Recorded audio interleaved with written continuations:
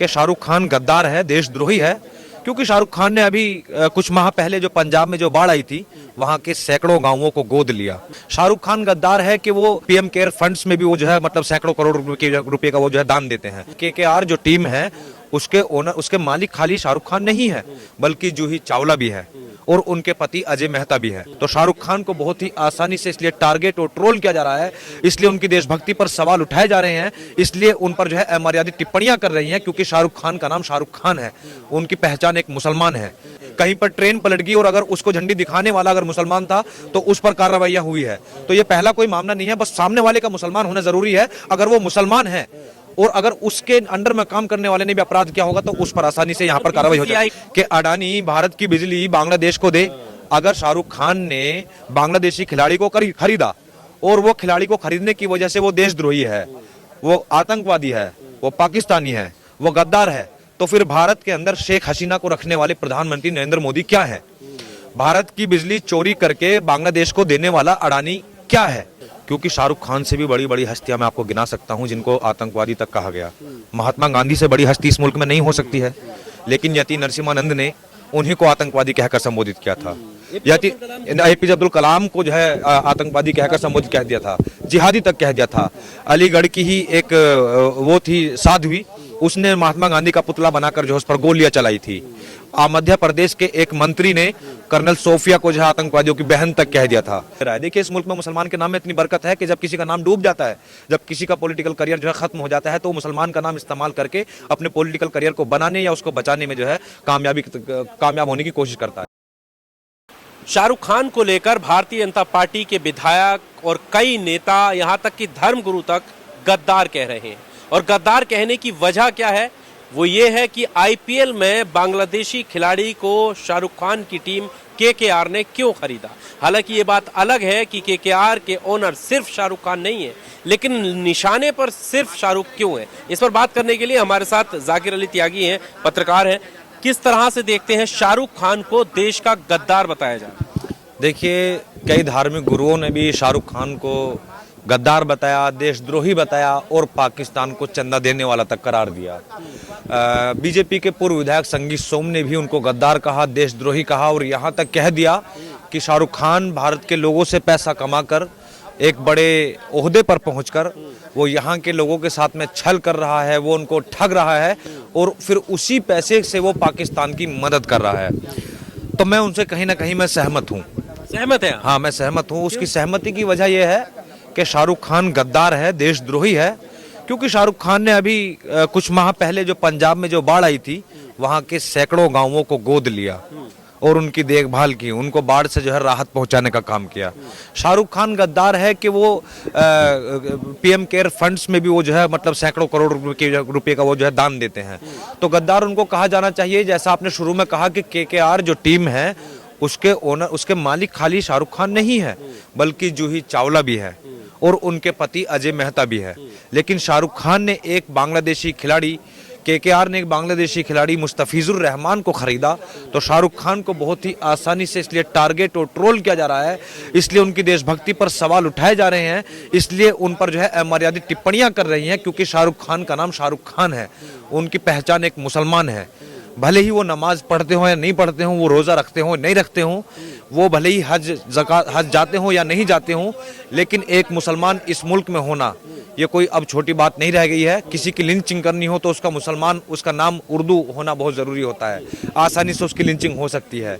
अगर केआरके को ही ट्रोल करना था, केआरके पर सवाल उठाने थे, तो उसमें अजय मेहता और उनकी बीवी जूही चावला भी आती है, लेकिन शाहरुख खान को आसानी से टारगेट किया गया। इस मुल्क में जो चल रहा है पिछले कई महीनों से, क्या कहूँ कि कई सालों से, कि अगर जैसे आपने गोरखपुर में एक मामला देखा होगा, इसी से मिलता जुलता मैं आपको बताता हूँ कि वहाँ पर एक अस्पताल में बच्चों की मौत हो जाती है, वहाँ पर पूरी टीम होती है, उन पर कार्रवाई नहीं की जाती है और उसमें बली का बकरा एक कफील खान नाम के डॉक्टर को ढूंढ कर निकाला जाता है कि कौन मुसलमान है, उस पर इस सारे केस को लाद कर डाइवर्ट किया जा सकता है, इसको डाइवर्ट किया जा सकता है। कहीं पर ट्रेन पलट गई और अगर उसको झंडी दिखाने वाला अगर मुसलमान था तो उस पर कार्रवाइयां हुई है। तो ये पहला कोई मामला नहीं है, बस सामने वाले का मुसलमान होना जरूरी है। अगर वो मुसलमान है और अगर उसके अंडर में काम करने वाले ने भी अपराध किया होगा तो उस पर आसानी से यहाँ पर कार्रवाई हो जाएगी। कोई निशाने पर नहीं है, ना जैसा इस पर कोई सवाल खड़ा हो रहा है कि खेल को जो हमेशा रखा गया है, हर मुल्क की संस्कृति, हर मुल्क का जो इतिहास रहा है कि खेल को उन्होंने देशभक्ति से और बॉर्डर से अलग रखा गया है। चाहे वो बॉलीवुड की फिल्में हो या चाहे आपका क्रिकेट का मैदान हो, इन सब को जो है बॉर्डर से और देशभक्ति से अलग रखा गया है। केकेआर ने बांग्लादेशी खिलाड़ी को खरीदा, उनका पति भी जूही चावला का उसमें शामिल, वो जूही चावला खुद उसकी मालिक, उन पर ट्रोल नहीं, उनको टारगेट नहीं, क्योंकि वो मुसलमान नहीं है। और इस मुल्क में यही चल रहा है कि आप देखिए कि जैसे संजय सिंह आज़ाद ने भी कहा था कि अडानी भारत की बिजली बांग्लादेश को दे। अगर शाहरुख खान ने बांग्लादेशी खिलाड़ी को खरीदा और वो खिलाड़ी को खरीदने की वजह से वो देशद्रोही है, वो आतंकवादी है, वो पाकिस्तानी है, वो गद्दार है, तो फिर भारत के अंदर शेख हसीना को रखने वाले प्रधानमंत्री नरेंद्र मोदी क्या है?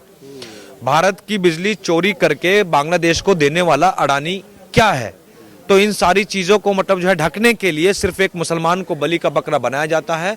और शाहरुख खान की देशभक्ति पर वाकई में कोई भी यहाँ पर जो है सवाल खड़े नहीं कर सकता है, क्योंकि शाहरुख खान वो व्यक्ति है, जब इस मुल्क में कभी आपदा आई है तो उस व्यक्ति ने बढ़ चढ़कर हाथ लिया है, और बल्कि 100-200 करोड़ रुपए से कम उसने कभी जो है कहीं पर मदद करने की कोशिश नहीं की है। पर जब ऐसे संगठन, कोई चाहे वो नेता हो या फिर कोई संगठन का व्यक्ति हो या कोई धर्मगुरु हो, अगर हमारे देश के एक सम्मानजनक व्यक्ति को गद्दार कहता है, जबकि उसका रोल है इस देश के लोगों की मदद करने में, आगे बढ़ाने में, देश का नाम रोशन करने में, उसको गद्दार बोला जा रहा है, तो फिर सरकारों की, सरकार में बैठे हुए मंत्रियों की, हमारे देश के जो प्रतिनिधित्व कर रहे हैं लोग, उनकी भी तो कोई जिम्मेदारी होगी ना।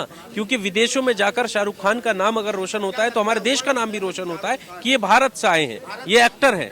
देखिए, शाहरुख खान पर ये टिप्पणी कोई इतना बड़ा मामला नहीं है, क्योंकि शाहरुख खान से भी बड़ी बड़ी हस्तियां मैं आपको गिना सकता हूं जिनको आतंकवादी तक कहा गया। महात्मा गांधी से बड़ी हस्ती इस मुल्क में नहीं हो सकती है, लेकिन यति नरसिम्हानंद ने उन्हीं को आतंकवादी कहकर संबोधित किया था। एपीजे अब्दुल कलाम को जो है आतंकवादी कहकर संबोधित कह दिया था, जिहादी तक कह दिया था। अलीगढ़ की ही एक वो थी साध्वी, उसने महात्मा गांधी का पुतला बनाकर जो उस पर गोलियां चलाई थी।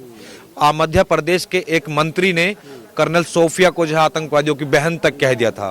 तो अगर देखा जाए तो जो कर्नल सोफिया थी, जो देश के लिए लड़ रही थी, जो प्रतिनिधित्व कर रही थी ऑपरेशन सिंदूर का, उनको आतंकवादियों की बहन कह दिया गया। और वो भी छोटी हस्ती नहीं थी, उसके बाप दादा जो है मतलब इस मुल्क के लिए जो है लड़ाइयाँ लड़ते आए हैं, इस देश के लिए वो अपनी कुर्बानियाँ दे रही है, अपना वक्त दे रही है, अपना सारा यहाँ पर जो है सब कुछ कुर्बान करिए, उसके बाद भी उसको आतंकवादी कहकर संबोधित किया गया। और ऐसे लोगों को ना उन पर कार्रवाई की जाती है, बल्कि उनको प्रोत्साहित किया जाता है, उनको जो है पार्टी में शामिल किया जाता है, उनको चुनाव लड़ाए जाते हैं। आपको याद होगा कि बुलंदशहर में एक सुबोध कुमार की हत्या करने वाले जो एक योगेश राज नाम का जो गुंडा था, उसको बीजेपी ने अपनी पार्टी से उसको टिकट दिया और जिला पंचायत की सदस्य उसको जो है बनाया गया। तो सरकार जो है ये प्रोत्साहित करती है। यही कारण है कि शाहरुख, जो लोग समझते हैं कि जितने बड़े व्यक्ति को हम ट्रोल करेंगे उतनी ही जल्दी से हम मशहूर हो सकते हैं। अब जो संगीत सोम है वो अपनी सीट बचाने में असफल थे, वो हार गए थे और वो अपना मुंह कहीं दिखाने के लायक नहीं रहे थे, और आज वो चर्चा में बने रहने के लिए शाहरुख खान का जो है नाम का वो सहारा ले रहे हैं। हाँ, तो उसको जो है चल ही रहा है। वो योगी आदित्यनाथ बनाम जो है लोनी का विधायक, उनमें आपस में जंग चल रही है। उसको कई बार जो है पीटा गया, कूटा गया, और वो योगी आदित्यनाथ के खिलाफ भी बयानबाजी करता रहता है। उसको बीजेपी इस बार शायद टिकट भी न दे, और अब वो इंडिपेंडेंट चुनाव लड़ने के लिए, वो चर्चा में बने रहने के लिए शाहरुख खान के नाम का सहारा ले रहा है। देखिए, इस मुल्क में मुसलमान के नाम में इतनी बरकत है कि जब किसी का नाम डूब जाता है, जब किसी का पॉलिटिकल करियर जो है खत्म हो जाता है, तो मुसलमान का नाम इस्तेमाल करके अपने पॉलिटिकल करियर को बनाने या उसको बचाने में जो है कामयाब होने की कोशिश करता है।